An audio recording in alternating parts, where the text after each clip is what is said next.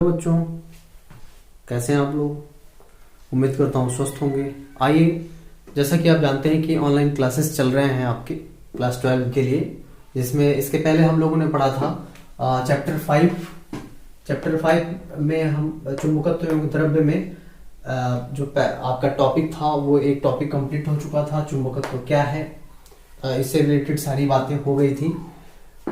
अगर आप में से किसी ने नहीं देखा है तो इसके पहले वाला वीडियो जरूर देखें। आज हम लोग डिस्कस करेंगे कि क्षण चुंबक क्या होता है, बार मैग्नेट जिसको इंग्लिश में बोलते हैं। क्षण चुंबक, बार मैग्नेट देखा भी होगा कि ये आयताकार शेप का होता है और ये मैनमेड होता है। अब इसके लिए क्षण चुंबक के लिए, या इसको हम दंड चुंबक भी बोलते हैं, कि कारण चुंबकीय क्षेत्र हम लोग निकालेंगे।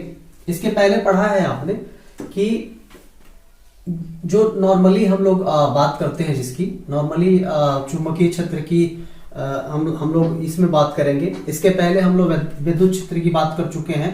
विद्युत धारा में E बराबर जो नॉर्मल फार्मूला होता है वो KQ अपान क्या होता है, R², ये फार्मूला होता है।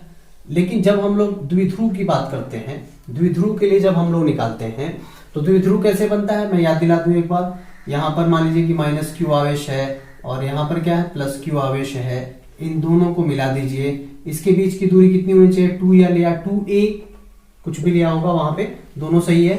तो ये द्विध्रुव बन गया, ठीक है। अब इस द्विध्रुव के कारण जो है विद्युत क्षेत्र हम लोगों ने वहां पे फाइंड आउट किया था। तो आपको याद होना चाहिए कि इस विद्युत द्विध्रुव के अक्ष पर हम लोगों ने निकाला था। अक्ष पर हम लोगों ने कोई बिंदु P लेकर के और यहाँ पर E की वैल्यू निकाला था। तो क्या आया था, याद करिए, K और 2P अपान R³ आया था। और इसी के निरक्ष पर हम लोगों ने निकाला था, ये तो नॉर्मल फार्मूला हो गया। किसी बिंदु के कारण, बिंदु आवेश के कारण हम लोगों ने निकाला था। बिंदु आवेश के कारण आया था KQ अपान R²। अब इसके निरक्ष पे भी हम लोगों ने निकाला था, इसके मध्य बिंदु O से। मान लीजिए कि यहाँ पर बिंदु P है तो इस पर भी हम लोगों ने E की वैल्यू निकाला था। E की वैल्यू कितना आया था, याद करिए, K और P अपान R³ आया था, ये आया था, ठीक है। दोनों केस में हम लोग निकाल चुके हैं। लेकिन किस में, विद्युत धारा में। विद्युत धारा में हम लोग द्विध्रुव देखे थे कि द्विध्रुव क्या होता है, पढ़ाया गया था आपको। द्विध्रुव के अक्ष पर हम लोगों ने निकाला था विद्युत क्षेत्र कितना होता है। द्विध्रुव के निरक्ष पर हम लोगों ने निकाला था विद्युत क्षेत्र क्या होता है। बिंदु आवेश के कारण विद्युत क्षेत्र क्या होता है, ये निकाला था हम लोगों ने, ठीक है। यानी कि KQ अपान R। तो इसी फार्मूले का यूज हम लोग इसमें करेंगे। इसीलिए ध्यान देने की बात है कि इसी फार्मूले का यूज इसमें होगा। तो अब क्या करेंगे कि भाई हमारा हेडिंग क्या होगा, हमारा हेडिंग ये है कि क्षण चुंबक के कारण चुंबकीय क्षेत्र। तो इसके भी दो स्थितियां बनेंगी, क्योंकि जो बार मैग्नेट होता है आपका, दंड चुंबक होता है, क्षण चुंबक होता है, वो लंबाई में होता है, लंबा होता है। जैसे यहाँ पे द्विध्रुव हम लोग बना रहे थे तो द्विध्रुव किस में था, लंबाई में था, इसलिए इसके अक्ष बन रहा था और निरक्ष बन रहा था। बिंदु आवेश होता तो अक्ष निरक्ष बनता नहीं। बार मैग्नेट है तो बार मैग्नेट में भी अक्ष और निरक्ष बनता है, ठीक है। तो इसमें भी हम लोग पहली स्थिति हमने लिया है कि क्षण चुंबक के अक्ष पर चुंबकीय क्षेत्र कैसे हम निकालें। तो उसके लिए मानेंगे कि एक आपका क्या है, एक आपका क्षण चुंबक है, ठीक है। तो वही माना गया क्षण चुंबक NS है, ठीक है। NS क्षण चुंबक है और जिसकी लंबाई कितनी है, 2L है। जैसा हम लोगों ने वहां पे माना था, इस आवेश के केस में माना था 2L, या हो सकता हो कि ये 2A माना गया हो। NCERT में तो 2A आपका दिया है, लेकिन 2L भी आप लिख देंगे तो गलत नहीं होगा, सही होगा। तो हमने माना कि NS एक चुंबक है, ठीक है, जिसकी लंबाई कितनी है आपका, 2L है। जिसकी लंबाई आपका कितनी है, 2L है, ठीक है। तो देखिए आधी दूरी कितनी हो जाएगी, L हो जाएगी। आधी दूरी कितनी हो जाएगी, L हो जाएगी। इसका मध्य बिंदु हमने O माना है, ठीक है। और इसका उत्तरी ध्रुव N है तो N ये उत्तरी ध्रुव हो गया इसका, और ये क्या हो गया, दक्षिणी ध्रुव हो गया इसका, ठीक है। अब देखिए इसके बाद मानेंगे कि इसकी जो इसके अक्ष पर जो है मध्य बिंदु O है वही माना गया है, और इसके अक्ष पर मध्य बिंदु से R दूरी पर एक बिंदु P है। इसके मध्य बिंदु O से R दूरी पर एक बिंदु P है, जिस पर क्या निकालना है, चुंबकीय क्षेत्र ज्ञात करना है, ठीक है। और मानेंगे कि इसकी जो ध्रुव प्रबलता है, ध्रुव प्रबलता मतलब कि N के पास कितना पावर है, यानी कि इस सिरे के पास कितना पावर है और इस सिरे के पास कितना पावरफुल चुंबकीय क्षेत्र है, वो मान लेंगे M है, M। यानी कि देखिए ध्रुव प्रबलता क्या है, M मान लेंगे, ठीक है। अब चलिए आगे बढ़ते हैं। अब क्या करेंगे कि वहां पर भी आप याद करिए कि बिंदु P पर किसके कारण निकाला गया था, यहां पर जो आवेश था, यानी कि यहां पर जो आवेश था उसके कारण बिंदु P पर निकाला गया था कि जो है वैद्युत क्षेत्र कितना होगा, और यहां पर यानी कि इस आवेश के कारण भी निकाला गया था कि बिंदु P पर वैद्युत क्षेत्र कितना होगा। तो ठीक काम वही यहां पे भी करेंगे। सिमिलरली होता है कि यहाँ उत्तरी ध्रुव के कारण बिंदु P पर चुंबकीय क्षेत्र लिखेंगे यहाँ पर, ठीक है। तो देखिए वही लिखा गया है। अब बिंदु P पर उत्तरी ध्रुव के कारण चुंबकीय क्षेत्र कितना होगा, तो फार्मूला इसी के लगभग इसी के जैसा होगा। तो यानी कि यहाँ पे हम चुंबकीय क्षेत्र को किसे दिखाते हैं, B से, वहां पर वैद्युत क्षेत्र था तो किसे दिखा देते हैं, E से। तो यहाँ पर B और N मतलब BN का मतलब कि N उत्तरी ध्रुव के कारण। तो अब देखिए वहां पर ये आपका आ रहा था K कांस्टेंट आ रहा था, यहां पर क्या लिखेंगे, μ0/4π लिखेंगे। बाकी देखिए यहाँ पर Q आवेश आ रहा था बटा r² यानी कि दूरी का स्क्वायर, यहां से यहां तक की दूरी बिंदु P की। तो यहां से यहां तक की दूरी कितनी होगी, तो यहां से देखिए यहां से यहां तक L है और यहां से यहां तक R है, तो L प्लस R हो जाएगा। देखिए R प्लस L हमने लिखा है इधर राइट साइड में। तो अब क्या करेंगे कि ये कांस्टेंट की जगह पे ये आ गया आपका, ठीक है, और Q की जगह पे यहाँ पे ध्रुव प्रबलता आएगा, क्योंकि यहाँ पर देखिए आवेश था तो यहाँ पर ध्रुव प्रबलता लेंगे हम, ठीक है। तो M/R प्लस L मतलब यहां से यहां तक की दूरी वहां ले रहे थे, तो यहां से यहां तक की दूरी यहां पे भी लेंगे। तो R प्लस क्या हो जाएगा L और इसका होल स्क्वायर, क्योंकि Q/R² होता है तो इसका होल स्क्वायर हो जाएगा, ठीक है। इसी प्रकार अब देखिए दूसरे ध्रुव यानी कि अब बिंदु P पर दक्षिणी ध्रुव के कारण चुंबकीय क्षेत्र कितना होगा, दक्षिणी ध्रुव है तो यहां से यहां तक की दूरी चाहिए। तो देखिए यहां से यहां तक R है, यहां से यहां तक L है, तो यहां से यहां तक कितना हो जाएगा, R में से L को घटा देंगे तो ये हो जाएगा आपका दक्षिणी ध्रुव से बिंदु P की दूरी R माइनस क्या हो जाएगा, L हो जाएगा। अब सेम फार्मूला वही लगाएंगे तो इसके लिए नोटेशन आएगा चुंबकीय क्षेत्र कितना हो जाएगा, BS मतलब कि ये इस ध्रुव के कारण चुंबकीय क्षेत्र BS इक्वल टू μ0/4π, और वही ध्रुव प्रबलता है इसका भी यम है तो यम अपान, और दूरी कितनी है R माइनस L का होल स्क्वायर है, ठीक है।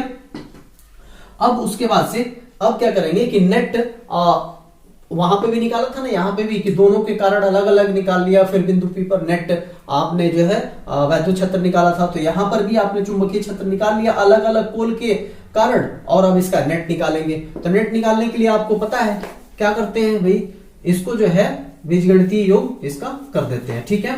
तो बीजगणितीय योग करेंगे तो नेट जो होगा तो वो हो जाएगा BS यानी कि BS माइनस क्या हो जाएगा BN, एक माइनस एक नेगेटिव में होगा और एक क्या होगा पॉजिटिव में होगा, जोड़ेंगे तो ऐसे आएगा।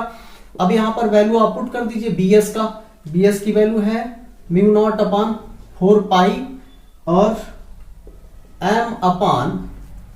M/R माइनस L का होल स्क्वायर, ठीक है, माइनस μ0/4π M/R प्लस L का होल स्क्वायर, इसकी वैल्यू ये है। यहां से अगर हम लोग कैलकुलेट करें, कैलकुलेशन है सिर्फ, तो μ0 M/4π कॉमन हो जाएगा तो बचेगा 1/R माइनस L का होल स्क्वायर और माइनस 1/R प्लस L का होल स्क्वायर, ठीक है। इसको कैलकुलेट कर लेते हैं तो B बराबर आ जाएगा μ0 M/4π, और इसको कैलकुलेट करेंगे तो एलसीएम ले लेंगे तो देखिए R माइनस L का होल स्क्वायर और R प्लस L का होल स्क्वायर, ठीक है। तो अब देखिए इसे कट जाएगा, ये ऊपर जाएगा R प्लस L का whole square minus R minus L का होल स्क्वायर, ठीक है। इसको कैलकुलेट और आगे करिए तो μ0 M/, क्या हो जाएगा 4π इसको कैलकुलेट करिए तो ये आ जाएगा, इसको खोल दीजिए तो क्या हो जाएगा R² plus L² plus 2RL minus में R² प्लस, तो प्लस का क्या हो जाएगा माइनस L² और माइनस का क्या हो जाएगा प्लस, तो 2RL अपॉन में ये देखिए R² माइनस L² का क्या हो जाएगा होल स्क्वायर, ठीक है। इसको कैलकुलेट करेंगे अब देखिए ये कौन सा कट जाएगा, R² से R² कट जाएगा, ठीक है, और आपका जो है L² से L² कट जाएगा तो बच जाएगा क्या μ0 M/4π ब्रैकेट ऑफ, ये देखिए 2 और 2 तो कितना हो जाएगा 4RL अपान R² माइनस L² का होल स्क्वायर, ठीक है, ये आ जाएगा।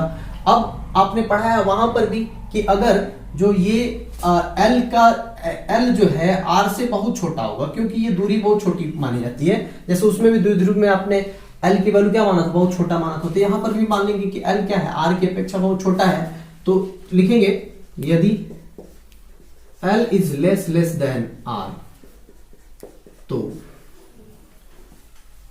एल को क्या मानेंगे, नगण्य मान लेंगे, तो एल क्या हो जाएगा, नगण्य। अतः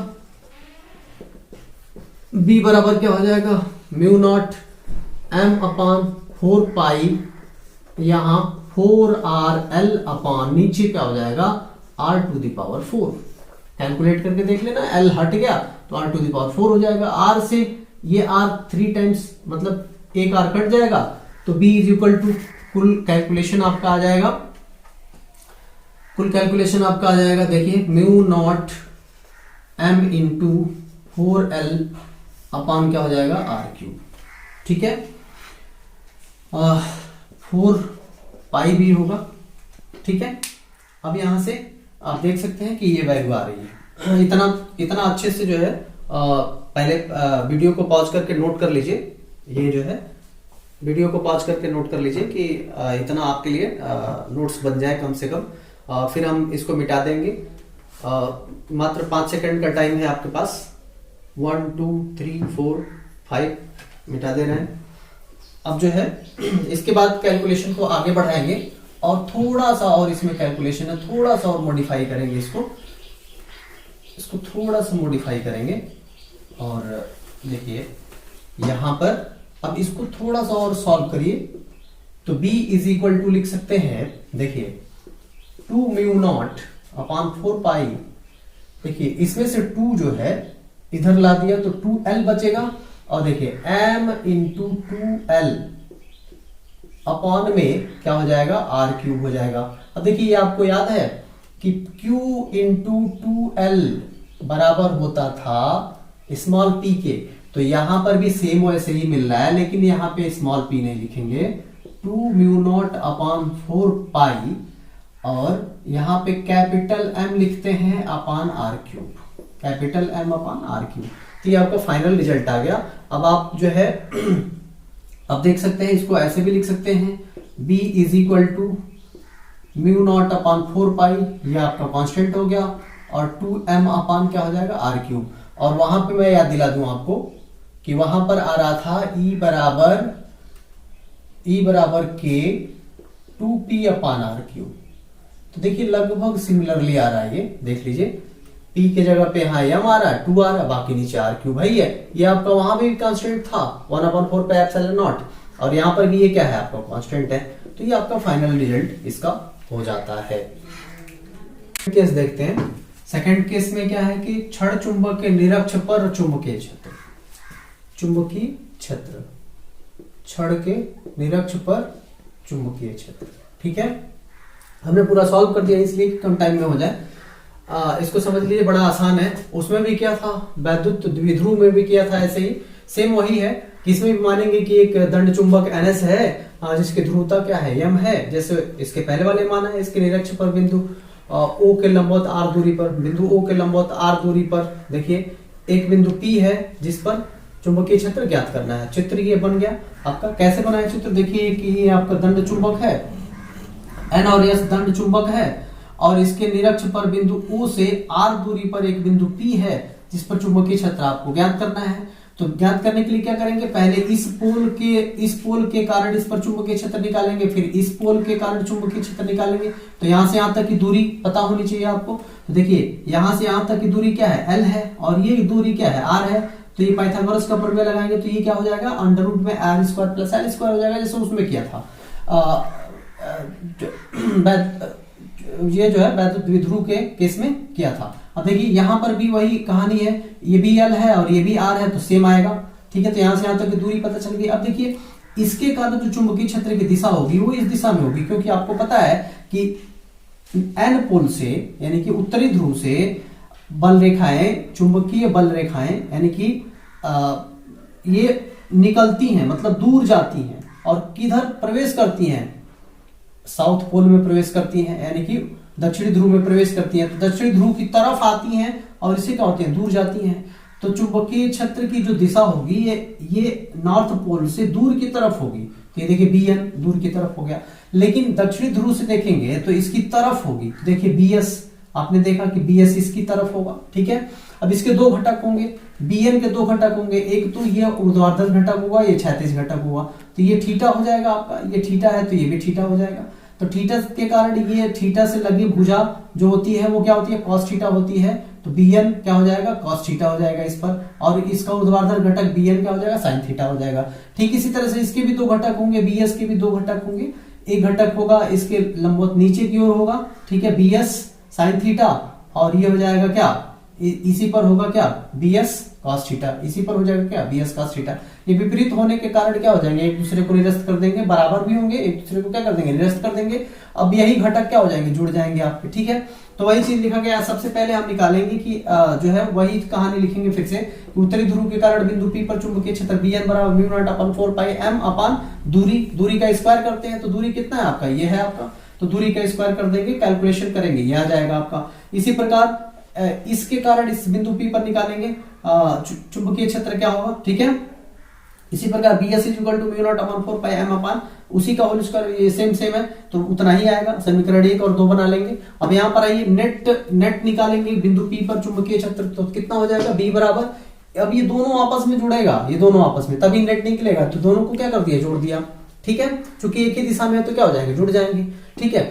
अब यहां से BN का मान रख दीजिए समीकरण 1 से, समीकरण 1 से BN का मान रख दिया, समीकरण 2 से BS का मान रख दिया यहाँ पर, और कैलकुलेट किया तो ये देखिए सेम आ रहा है ना दोनों, तो दोनों को जोड़ दिया तो ट्वाइस हो गया इसका टोटल का कैलकुलेशन है सिर्फ cos थीटा। अब देखिए cos थीटा को हटाना है, वहां पर भी आप सोचिए कि वैद्युत क्षेत्र में भी, वैद्युत द्विध्रुव के केस में भी cos थीटा का मान निकाल के रखा गया था, यहाँ पर भी cos थीटा का मान निकाल के रखेंगे। तो त्रिभुज PNO में ये समकोण त्रिभुज बन रहा है आपका, ये समकोण त्रिभुज बन रहा है। समकोण त्रिभुज में ये थीटा है, cos थीटा है, तो आधार बटा क्या हो जाएगा, कर्ण। तो आधार कितना है L और कर्ण कितना है अंडर में इतना। तो ये देखिए PON में वही हमने लिखा है, cos थीटा का मान निकाल लिया है, cos थीटा का मान इसमें रख देंगे, कैलकुलेट कर देंगे। यहाँ पर आप देख लीजिए r² + l² है, अंडर रूट में r² + l² है। इसको कैसे सॉल्व करेंगे कि रूट को हटाएंगे तो पावर क्या आएगा, हाफ, और यहाँ पावर क्या है 1, तो 1 और हाफ जोड़ेंगे तो कितना हो जाएगा, 3/2 हो जाएगा, ठीक है। अब देखिए वही कहानी फिर से कि L = r, मतलब L R की अपेक्षा क्या होगा, छोटा होगा, बहुत छोटा होगा, तो L को छोड़ देंगे। तो L हट गया यहाँ से, तो देखिए r² का पावर 3/2, तो 2 से 2 कट जाएगा तो 3 बचेगा, तो r³ हो जाएगा। ऊपर ये 2 को हमने इसके साथ लिख दिया L के साथ, तो m × 2l, आपको पता है m × 2l किसके बराबर होता है, कैपिटल M के बराबर होता है, लिख दिया। तो ये आपका फाइनल रिजल्ट आ गया। और यहाँ M क्या है, कैपिटल M क्या है, चुंबकीय आघूर्ण है। यही आपको क्या करना था, यही आपको निकालना था। अब याद करिए कि वैद्युत द्विध्रुव के केस में क्या निकाला था, ये वाला K और P अपान क्या आता है, r³, यही आता है। देखिए यहाँ पर भी ये कांस्टेंट है, यहाँ पर भी ये कांस्टेंट है, यहाँ P की जगह पे क्या है, M आया है। ये वैद्युत द्विध्रुव आघूर्ण होता है और ये चुंबकीय आघूर्ण है, बटा ये भी दूरी का क्यूब, तो सेम वही कहानी है। तो अब जो है आज के लिए बस इतना ही, इतना जरूर तैयार करिए, फिर अगले दिन नेक्स्ट वीडियो में लेके आऊंगा, पूरी ऊर्जा के साथ पढ़िए।